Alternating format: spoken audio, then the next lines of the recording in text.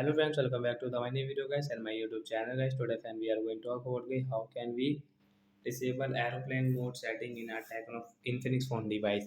Friends, you want to disable guys your phone aeroplane mode setting. So friend, how can you disable it? Today friends, I will show you. I will tell you in this video.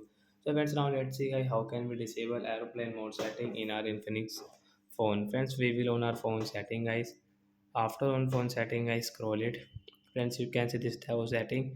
So when we will click on get this phone, more connection setting, guys tap here. Friends, you can see guys your Infinix phone aeroplane mode setting. So friends, you want to disable guys, you don't want to use, you can disable, and guys you can remove your aeroplane mode icon on your screen.